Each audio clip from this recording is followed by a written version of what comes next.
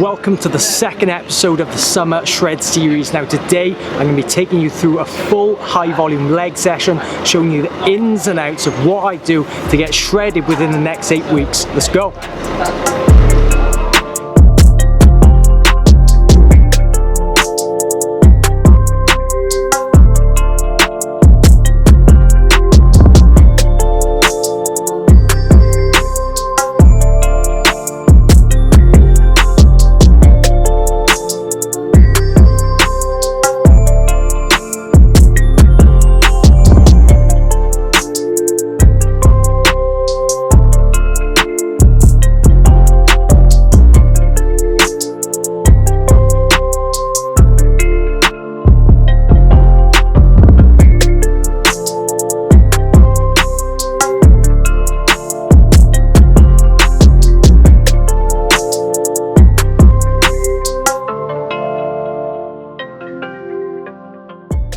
So we just wrapped up today's full leg session. Now I'm going to show you a full week's worth of shopping and show you exactly what I eat through my whole week's diet so you can include it in your plan and get summer shredded. Let's go.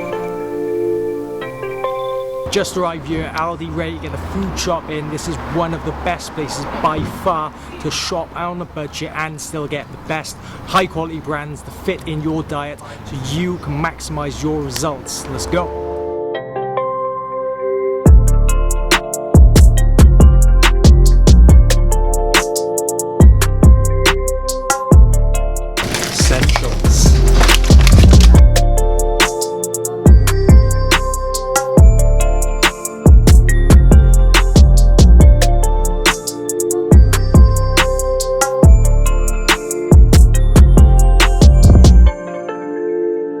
Just finished up now, grabbing my shopping for the next 3 to 4 days. I'm going to take you back to my place and show you exactly what is in the basket, what I use it for, every single protein, carb and fat source that I got, and how I include that into my diet so you can follow along too.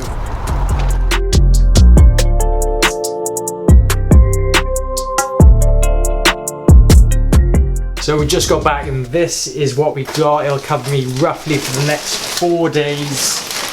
So first off, basis of pretty much any diet, chicken, a lean protein source. We've also got tuna, another good protein source. You don't want to get too much tuna in your diet though. It's actually a lot higher in mercury than other protein sources, and high levels of mercury can be toxic and it can also slow down fat loss, so consider that. Next protein source we got is 5% lean mince fat, so you want to opt for the leaner version. If you're on a mass gain diet, then you could bump it up to 10 or 50% fat and then get some easier calories into your diet.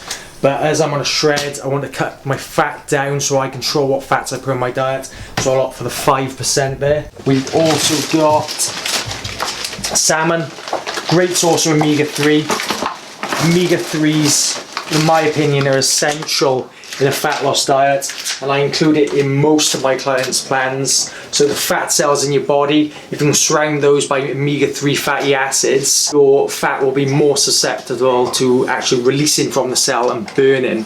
So salmon, another great choice. We also have applesauce, bit of a random one, but great post-workout. So this is a high glycemic carbohydrate, digests really quick, pretty much same digestion rate as you would a sugar, so it's perfect post-workout to replenish your glycogen stores. Then basmati rice, I either use basmati or jasmine rice, that's my carbohydrate source. Greek yogurt, one tip, opt for the full fat range. So most people, when they're on a fat loss diet, they'll always go for low fat. They believe that it's better for them. But when you opt for a low fat option, they actually add simple sugars into the carbohydrates. So opt in for the full fat, you get the fat stores, but it's the good fats that you want within your diet.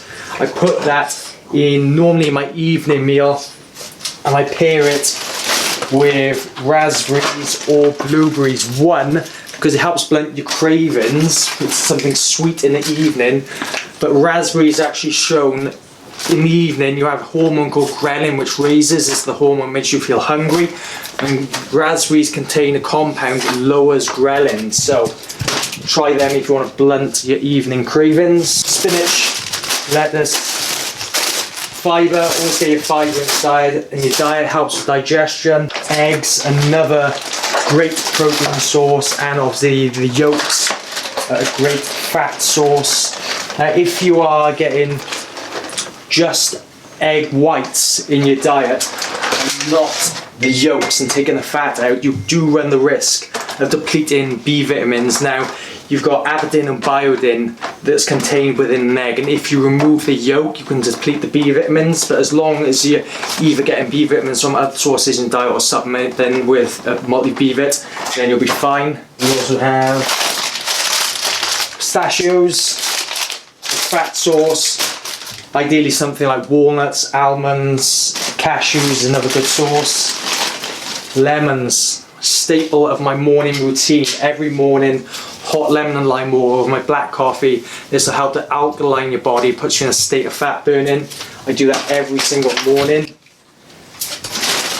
Got more Greek yogurt and beetroot. Now beetroot I add in one because it helps flavour your meals, gives you a bit of flavour to anything you add, like with my rice and chicken meals, and also is shown to be a vasodilator, so this helps with blood flow. So you put this in your pre-training meal, it'll help more blood flow into the muscle, flow more nutrients, more hormones, getting you a better pump. That is my shopping roughly for the next 4 days. This will keep me on track. This isn't the whole of my diet, I always have some here. I'll still include things like my Cocoa Pops, muffins, Pop-Tarts, post-workout, bagels, jam, honey, any of those high glycemic sources post-workout, so I can still replenish my glycogen stores, replenish the carbs that I've lost, and recover, and also maintain the lean muscle mass that I have. When you're dieting down, a lot of people will focus on just losing weight on the scales, and that is not the way to go. You want to maintain